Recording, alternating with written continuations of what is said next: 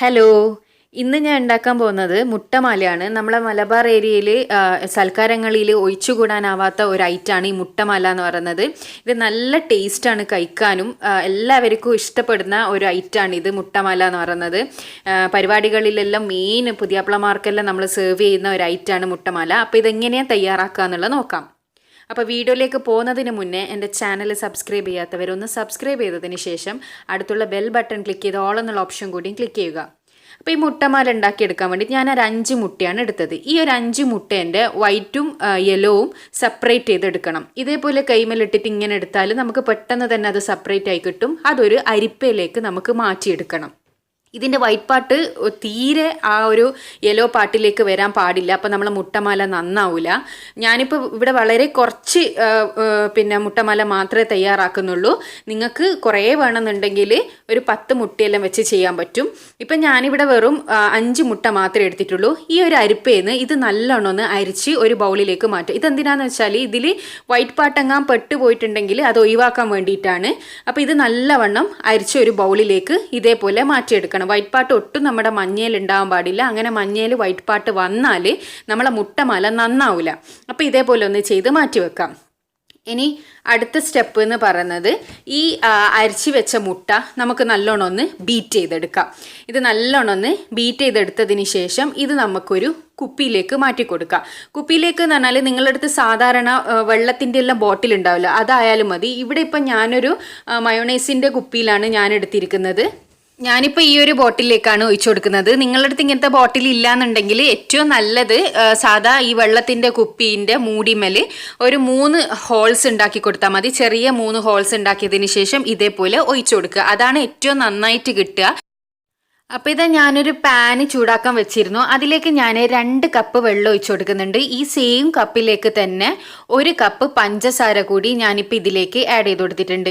ഇനി ഇത് നല്ലവണ്ണം നമുക്ക് അലിയിച്ചെടുക്കണം. നമുക്കിത് ഷുഗർ സിറപ്പാക്കി എടുക്കണം. അപ്പോൾ തീരെ പഞ്ചസാരൻ്റെ തരി ഉണ്ടാവാൻ പാടില്ല. ആ വെള്ളത്തിൽ ഇത് നല്ലോണം കിടന്ന് അലിയണം. അപ്പോൾ ആ ഒരു സമയം വരെ ഇത് നമ്മൾ കൈവിടാതെ ഇങ്ങനെ ഇളക്കി കൊടുക്കുക. അല്ലെങ്കിൽ ചില സമയത്ത് പഞ്ചസാര അടിയിൽ ഇങ്ങനെ കട്ട പിടിച്ച് കിടക്കും. അതുകൊണ്ട് ഈ സ്റ്റെപ്പ് കറക്റ്റായിട്ട് ചെയ്യാം. നല്ല ക്ലിയർ ആയിട്ടുള്ള പഞ്ചസാര സിറപ്പ് തന്നെ ഉണ്ടാക്കിയെടുക്കുക. അപ്പോൾ നമ്മളെ ഷുഗർ സിറപ്പ് ഇവിടെ നല്ലോണം റെഡി ആയിട്ടുണ്ട്. ഇനി ഇതിലേക്ക് ചെയ്യേണ്ടത് നമ്മൾ നേരത്തെ മാറ്റി വെച്ച വൈറ്റ് പാർട്ടും യെല്ലോ പാർട്ടും ഉണ്ടായിരുന്നല്ലോ, അതിൽ വൈറ്റ് പാർട്ടിൽ ഒരു 3-4 ടേബിൾ സ്പൂൺ എടുത്ത് ഈ ചൂടായ സിറപ്പിലേക്ക് ഒഴിച്ചു കൊടുക്കുക. എന്നിട്ട് നല്ലവണ്ണം തീ കൂട്ടി കൊടുക്കുക. നല്ലവണ്ണം തീ കൂട്ടി കൊടുക്കുന്ന സമയത്ത് ഈ വൈറ്റ് പാർട്ട് ഇതേപോലെ ഇങ്ങനെ പതഞ്ഞ് വരും. പതഞ്ഞ് വരുന്നതിൻ്റെ കൂടെ തന്നെ ഈ ഷുഗറിലുള്ള എന്തെങ്കിലും വേസ്റ്റ് ഉണ്ടെങ്കിൽ അതും കൂടി ഈ വൈറ്റ് പാർട്ടിൻ്റെ കൂടെ നമുക്ക് കിട്ടും. ഇതേപോലെ നല്ലോണം പതച്ച്, അതായത് നമ്മൾ തീ കൂട്ടി കൊടുക്കുന്നതിനനുസരിച്ച് ഇത് നല്ലോണം പതഞ്ഞ് വരും. നിങ്ങൾക്ക് ഇതെപ്പം കണ്ടാൽ നല്ലോണം പതഞ്ഞ് വന്നത് ഇതിലേക്ക് ഷുഗറിലുള്ള വല്ല വേസ്റ്റും ഉണ്ടെങ്കിൽ അത് അങ്ങനെ അങ്ങ് പോകും. അപ്പോൾ ഈ സ്റ്റെപ്പ് എന്തായാലും ചെയ്തെടുക്കണം. 4 ടേബിൾ സ്പൂൺ മാത്രം ഒഴിച്ചു കൊടുത്താൽ മതി. അതിനുശേഷം തീ ഒന്ന് കൂട്ടി കൊടുക്കുക. അപ്പോൾ ഇതേപോലെ പതഞ്ഞ് വന്ന് പഞ്ചസാരയിലുള്ള എല്ലാ വേസ്റ്റും നമുക്ക് കളയാൻ പറ്റും. ഇതൊരു 3-4 പ്രാവശ്യം തീ കൂട്ടി കൊടുത്താൽ കംപ്ലീറ്റ് വേസ്റ്റ് മാറ്റിയെടുക്കാൻ പറ്റും. ഇവിടെ ഇപ്പം നമുക്ക് കംപ്ലീറ്റ് വേസ്റ്റ് ഞാൻ മാറ്റിയെടുത്ത് നമ്മളെ ഷുഗർ സിറപ്പ് ക്ലിയർ ആയിട്ടുണ്ട്. ഇനി നമുക്ക് അടുത്ത സ്റ്റെപ്പ് ചെയ്യാം. അപ്പോൾ ഇതാ നമ്മുടെ വേസ്റ്റൊക്കെ ഞാൻ കംപ്ലീറ്റ് എടുത്തിട്ടുണ്ട്. ഇനി നമുക്ക് നമ്മുടെ മഞ്ഞ ഇതിലേക്ക് ആഡ് ചെയ്ത് കൊടുക്കാം. മഞ്ഞ ആഡ് ചെയ്ത് കൊടുക്കുമ്പോൾ ശ്രദ്ധിക്കേണ്ടത് തീ നല്ല ഹൈ ഫ്ലെയിമിൽ ഇട്ട് കൊടുക്കുമ്പോൾ ഇതേപോലെ ഇങ്ങനെ പതഞ്ഞ് വരുമല്ലോ, ആ പതഞ്ഞ് വരുന്ന ഭാഗം നോക്കി മാത്രം നമ്മൾ ഇതേപോലെ മാല പോലെ ആക്കിയെടുക്കാം. പതഞ്ഞ് വരുന്ന സ്ഥലത്ത് തന്നെ ആക്കി കൊടുക്കണം. എന്നാൽ മാത്രമേ മുട്ടമാല നന്നോ അല്ലെ മുട്ടമാല കൊഴിഞ്ഞു പോകും. നല്ല ഹൈ ഫ്ലെയിമിൽ ഇടുമ്പോൾ ഇതിങ്ങനെ പതഞ്ഞ് വരും. അപ്പോൾ നമ്മൾ പതഞ്ഞ് വരുന്ന സ്ഥലത്ത് ഒഴിക്കുന്ന സമയത്ത് അതങ്ങ് താണുപോകും. അതേപോലെ ഹൈ ഫ്ലെയിമിലിട്ട് പതഞ്ഞ് വരുന്ന ഭാഗം നോക്കി ഇതേപോലെ നമുക്ക് കംപ്ലീറ്റ് മുട്ടമാല തയ്യാറാക്കിയെടുക്കാം. ഇതിപ്പോൾ ഒരു 2-3 മിനിറ്റ് കൊണ്ട് തന്നെ, മിനിറ്റ് പോലും വേണ്ട, പെട്ടെന്ന് തന്നെ ഈ ചൂടായ ഇതിൽ നിന്ന് ഈ മുട്ട റെഡിയായി കിട്ടും. അപ്പോൾ ഞാൻ 5 മുട്ട മാത്രം എടുത്തത് കൊണ്ട് ഒരൊറ്റ ബാച്ചിൽ തന്നെ എനിക്കിത് തയ്യാറാക്കി എടുക്കാൻ പറ്റും. നമ്മൾ ഈ പതഞ്ഞ് വരുന്ന ഭാഗം നോക്കി തന്നെ ചെയ്ത് കൊടുക്കണം കേട്ടോ. നല്ല ഹൈ ഫ്ലെയിമിലിടുമ്പോൾ അത് പതഞ്ഞ് വരും. അങ്ങനെ പതഞ്ഞ് വരുന്ന ഭാഗത്തേക്ക് നമ്മൾ കംപ്ലീറ്റ് മുട്ട ഞാനിപ്പോൾ ആഡ് ചെയ്ത് കൊടുത്തിട്ടുണ്ട്. ഇനി നമുക്ക് ഇതൊരു 2 മിനിറ്റ് ഇതേപോലെ വെക്കുക. 2 മിനിറ്റിന് ശേഷം നമുക്കിത് കോരിയെടുക്കാം. ഇതിന് ഒരുപാട് സമയമൊന്നും വേണ്ട, വളരെ പെട്ടെന്ന് തയ്യാറാക്കി എടുക്കാൻ പറ്റുന്ന നല്ല ടേസ്റ്റി ആയിട്ടുള്ളൊരു ഡിഷാണിത്. പിന്നെ ഫങ്ഷൻസിനെല്ലാം നല്ലൊരു ഐറ്റമാണ് ഇത് ഉണ്ടാക്കിയെടുക്കുക. അപ്പോൾ ഇതിവിടെ റെഡി ആയിട്ടുണ്ട്. ഇനി നമുക്കിത് മെല്ലെ ഒന്ന് കോരിയെടുക്കാം. ഇതിപ്പോൾ ഇനി ഒരു മാല പോലെ ഉണ്ടാവും. ഇത് കോരിയെടുത്ത ഉടനെ തന്നെ നമ്മൾ പ്ലേറ്റിൽ നിന്ന് ഒന്ന് വിട്ട് ഇതാക്കി കൊടുക്കണം, കാരണം ഷുഗർ സിറപ്പ് ആയതുകൊണ്ട് പറ്റിപ്പോവും. അപ്പോൾ ഇതിപ്പോൾ ഇവിടെ റെഡി ആയിട്ടുണ്ട്. ഇനി നമുക്കിത് ഇതിൽ നിന്ന് കോരിയെടുക്കാം. ഇത് പെട്ടെന്ന് തന്നെ വെന്ത് കിട്ടും, നല്ല ചൂടുള്ള സിറപ്പായതുകൊണ്ട് നമുക്ക് ഇത് മാറ്റാം. അപ്പോൾ ഇതാ ഞാനൊരു പ്ലേറ്റിലേക്ക് മാറ്റിയെടുത്തിട്ടുണ്ട്. കണ്ടോ, ഇതേപോലെ മാല പോലെ കിട്ടും. ഇതിപ്പോൾ കംപ്ലീറ്റ് ഇതേപോലെ മാല പോലെ ആയി വന്നിട്ടുണ്ട്. ഇതിനേക്കാൾ നേരിയതായിട്ട് കിട്ടണമെങ്കിൽ നിങ്ങൾ ചെറിയ ഹോൾസുള്ള എടുത്താൽ മതി. എൻ്റെത് കുറച്ച് വലിയ ഹോളായതുകൊണ്ടാണ് ഇത്ര കുറച്ചൊരു കട്ടിയിൽ വന്നത്.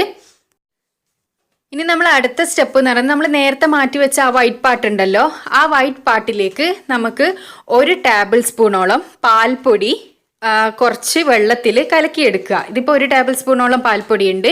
ഈ പാൽപ്പൊടി ഞാൻ കുറച്ച് വെള്ളത്തിൽ കലക്കിയെടുത്തിട്ടുണ്ട്. ഈ കലക്കിയെടുത്തത് നമുക്ക് ഈ വൈറ്റ് പാർട്ടിലേക്ക് ഒഴിച്ചു കൊടുക്കാം.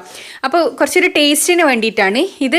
മുട്ടമാലേൻ്റെ പിഞ്ഞാണത്തപ്പം എന്ന് പറയൂ, എല്ലാ നാട്ടിലും എന്താ പറയുകയെന്നറിയില്ല, നമ്മളെ നാട്ടിൽ ഇതിന് പിഞ്ഞാണത്തപ്പം എന്നാണ് പറയുക. അപ്പോൾ അത് ഉണ്ടാക്കിയെടുക്കാൻ വേണ്ടിയിട്ടാണ് നമ്മളെ വൈറ്റ് പാർട്ടിലേക്ക് 1 ടേബിൾ സ്പൂണോളം പാൽപ്പൊടി കലക്കി ഒഴിച്ചതിന് ശേഷം നല്ലവണ്ണം ഇതേപോലെ ബീറ്റ് ചെയ്തെടുക്കുക. നല്ലോണം ബീറ്റ് ചെയ്തെടുക്കണം. അപ്പോൾ നല്ല വൈറ്റ് കളറ് കിട്ടാൻ വേണ്ടിയിട്ടാണ് നമ്മളെ പിഞ്ഞാണത്തപ്പത്തിന് വേണ്ടിയിട്ട്.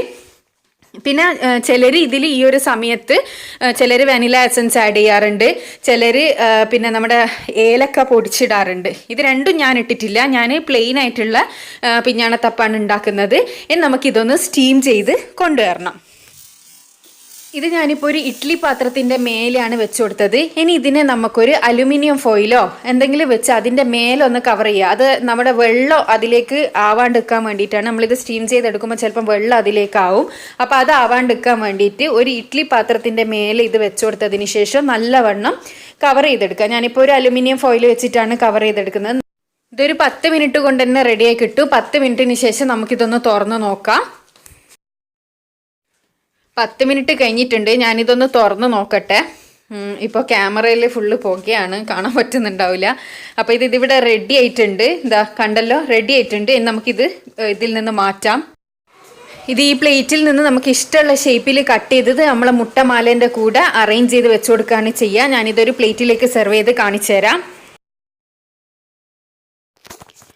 അപ്പോൾ ഞാനിത് നമ്മുടെ പിഞ്ഞാണത്തപ്പം മുട്ടമാലയും കൂടിയിട്ട് നമ്മുടെ ഒരു പ്ലേറ്റിലേക്ക് സെർവ് ചെയ്തെടുത്തിട്ടുണ്ട്. ഇതേപോലെ നമ്മൾ സെർവ് ചെയ്തെടുക്കുക. നമുക്ക് പിഞ്ഞാണത്തപ്പം ഇഷ്ടമുള്ള ഏത് ഷേപ്പിൽ വേണമെങ്കിലും കട്ട് ചെയ്തെടുക്കുക. അത് നല്ല ഷേപ്പിൽ കട്ട് ചെയ്ത് ഈ മുട്ടമാലേൻ്റെ കൂടെ നമ്മളിങ്ങനെ അറേഞ്ച് ചെയ്ത് വെച്ച് കൊടുക്കണം. അങ്ങനെയാണ് ഇതിൻ്റെ ഒരു പ്രസൻറ്റേഷൻ എന്ന് പറയുന്നത്. ഇത് മുട്ട ഇഷ്ടപ്പെടുന്ന എല്ലാവർക്കും ഇത് തീർച്ചയായും ഇഷ്ടപ്പെടുന്ന ഒരു ഐറ്റമാണ്. നല്ല ടേസ്റ്റാണ്. ഇത് കഴിക്കാനും അതേപോലെ ഉണ്ടാക്കാനും ഈസിയാണ്. അധിക സൽക്കാരങ്ങളിലും ഒഴിച്ചുകൂടാനാവാത്ത ഒരു ഐറ്റമാണ് ഈ മുട്ടമാല എന്ന് പറയുന്നത്. മലബാർ ഏരിയയിൽ എല്ലാ പാർട്ടികളിലും ഇതെന്തായാലും ഉണ്ടാവും. അപ്പോൾ ഈ പുതിയാപ്പിളമാർക്കെല്ലാം വളരെ ഫേവറേറ്റ് ആയിട്ടുള്ള ഒരു ഡിഷും കൂടിയാണിത്. എല്ലാവരും ഇതൊന്ന് ട്രൈ ചെയ്ത് നോക്കുക. ഉണ്ടാക്കാനും വളരെ എളുപ്പമാണ്. ട്രൈ ചെയ്തതിന് ശേഷം തീർച്ചയായും നിങ്ങളുടെ അഭിപ്രായം കമൻറ്റ് ബോക്സിലൂടെ അറിയിക്കുക. ഇഷ്ടപ്പെട്ടെങ്കിൽ ലൈക്ക് ചെയ്യുക, ഷെയർ ചെയ്യുക. പിന്നെ എന്നും പറയുന്നത് പോലെ എൻ്റെ ചാനൽ സബ്സ്ക്രൈബ് ചെയ്യാത്തവരാണെങ്കിൽ സബ്സ്ക്രൈബും ചെയ്യുക. അടുത്തുള്ള ബെൽ ബട്ടൺ കൂടിയും ക്ലിക്ക് ചെയ്യുക. എങ്കിൽ മാത്രമേ ഞാൻ ഇടുന്ന വീഡിയോസ് നിങ്ങൾക്ക് നോട്ടിഫിക്കേഷനായിട്ട് കിട്ടൂ. അപ്പോൾ അടുത്ത നല്ല ഈസി റെസിപ്പി ആയിട്ട് കാണാം. Thanks for watching.